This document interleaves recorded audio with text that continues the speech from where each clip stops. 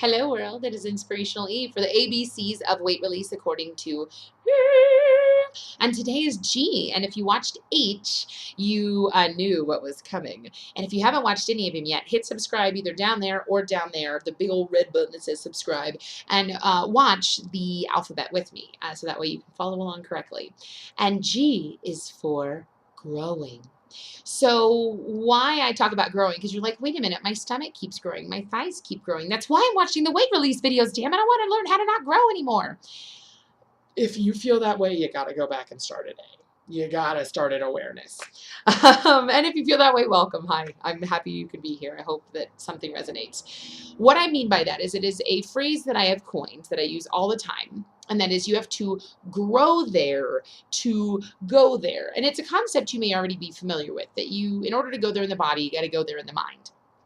Your fats, your body, your belly, any of these goodies, these B words that you want to use, you got to grow there. You're probably telling yourself on a consistent basis how fat you are if you struggle with weights. And just because you don't say it in front of people doesn't mean you're not saying it to yourself in the confines of your own house. I'm going to be laying some mad truth in these A through Z's with you because I've walked this road, and I acknowledge that everybody's journey is so drastically different, but there is definitely a consistent behavior and belief system and habits that follow somebody who has struggled with severe obesity. There are generally some triggers. And you've probably been really hard on yourself. And you don't have to be, honey, or Mr. or Sir, depending on your gender, how you want to be seen.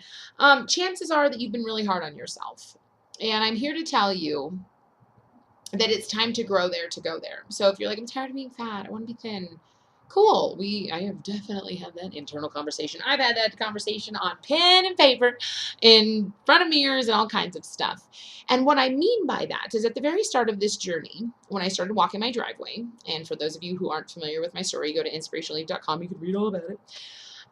When I first started walking my driveway, because that's all I could physically do, I utilize the power of visualization. At the time, I didn't even realize it was visualization that I was engaging in. I just thought I was being a dreamer.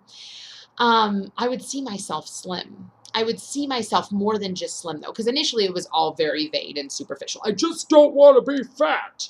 It wasn't so much of like, I want to be in alignment. I want to feel free.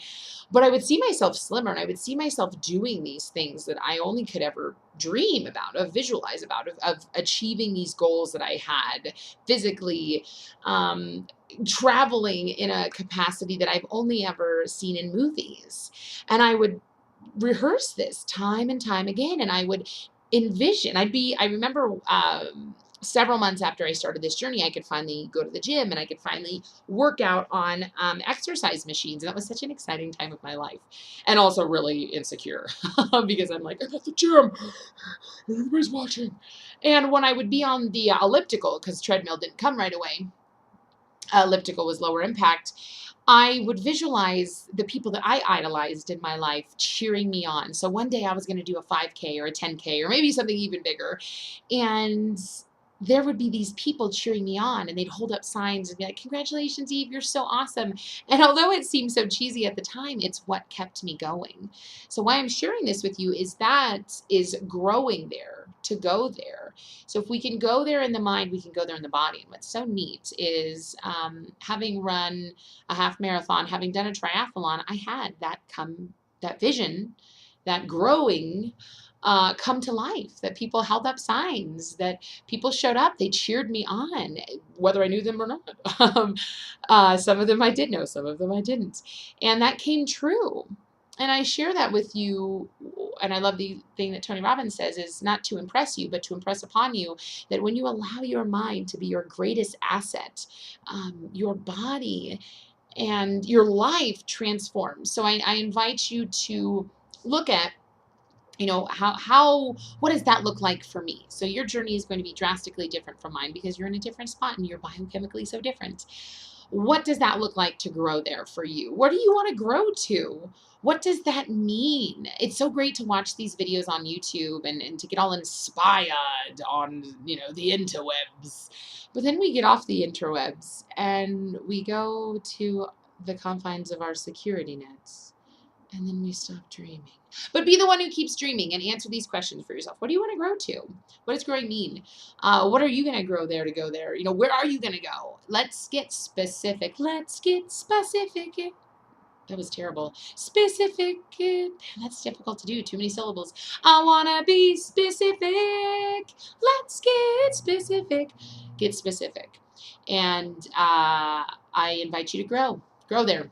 To go there. What is next in the Wait Release alphabet?